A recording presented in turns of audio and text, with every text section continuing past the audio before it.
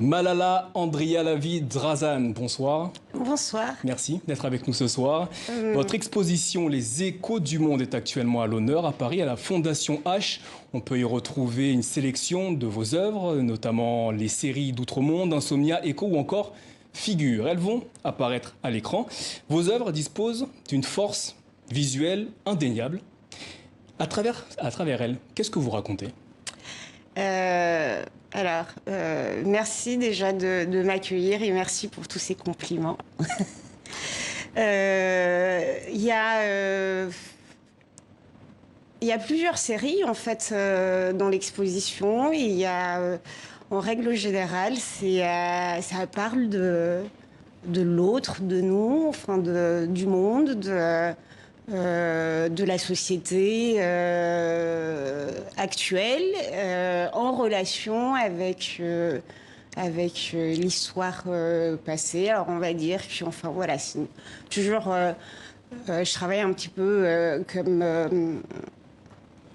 comme un historien, bibliothécaire. Certains des critiques au niveau de l'art disent que votre travail est anthropologique.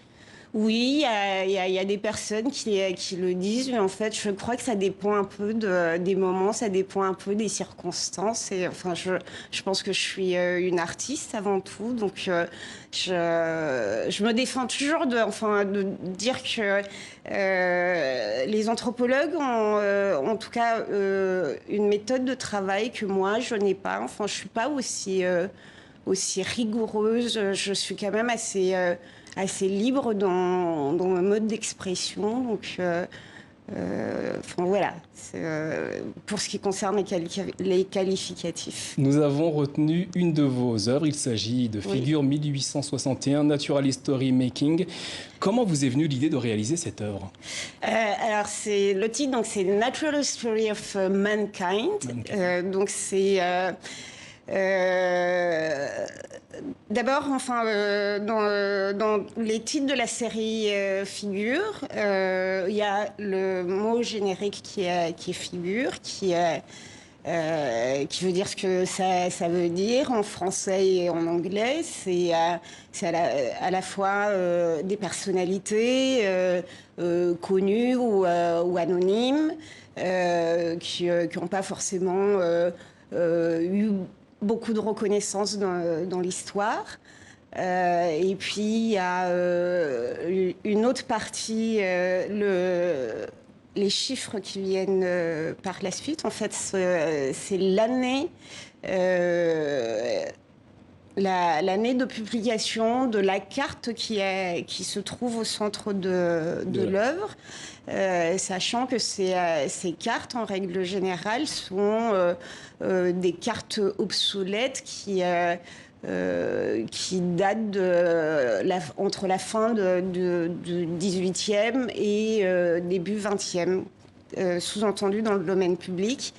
Et ensuite, le reste du titre, donc Natural History of Mankind, en fait, c'était le titre original de cette carte. Donc, en français comme en anglais, enfin, ce sont les langues que je parle le plus, mais enfin, je présume que c'est le cas aussi dans d'autres langues. En fait, il y a toujours des mots qui sont féminins et d'autres qui sont masculins. Et le mankind, en fait, pourrait être un womankind, parce que, bon, voilà, c'est un jeu de mots et enfin, voilà. Vous êtes né à Madagascar, vous êtes Oui. arrivé en France à l'âge de 12 ans. Quelle place occupe aujourd'hui la Grande Île et plus généralement l'Afrique dans vos créations ? Alors, Madagascar, je vais pas parler de l'Afrique parce que j'ai jamais vécu, enfin, sur le continent. Il m'est arrivé très régulièrement d'exposer dans des festivals, au Biennale en Afrique. Et en ce qui concerne Madagascar, c'est autre chose parce que j'y ai vécu enfant et je maintiens des liens très forts et dans les deux cas en fait, et de l'Afrique et de Madagascar, il y a beaucoup de de signes et de symboles que je trouve très forts et que j'intègre dans les réflexions donc, de mon travail, en l'occurrence, voilà, les pièces. Où puisez-vous votre inspiration? Dans les actualités. En fait, c'est-à-dire que en ce moment, je continue toujours à travailler sur ces séries des figures, et il y a une grande part de recherche dans ce travail parce que j'utilise des documents d'archives.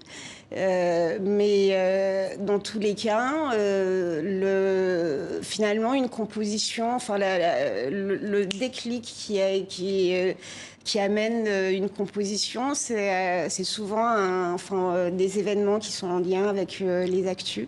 Après la Fondation H, quelles sont les idées ou les œuvres sur lesquelles vous travaillez prochainement et qui seront visibles prochainement? Je continue donc, comme je le disais tout à l'heure, je continue à travailler sur la série des figures, puisqu'il y a les actualités ne s'arrêtent pas. Et donc, en parallèle de l'exposition à la Fondation H, il y a pas mal d'autres expos en cours, simultanément. Au Portugal, à Caen, à Bruxelles, à la Fondation Bogossian, à Dresde. Et donc l'année prochaine, je ne peux pas tellement vous dire le programme parce que tout change tout le temps avec le Covid. On suivra tout ça de très près. Merci Malala Andrea Lavidrazin d'avoir été notre invitée ce soir. Merci.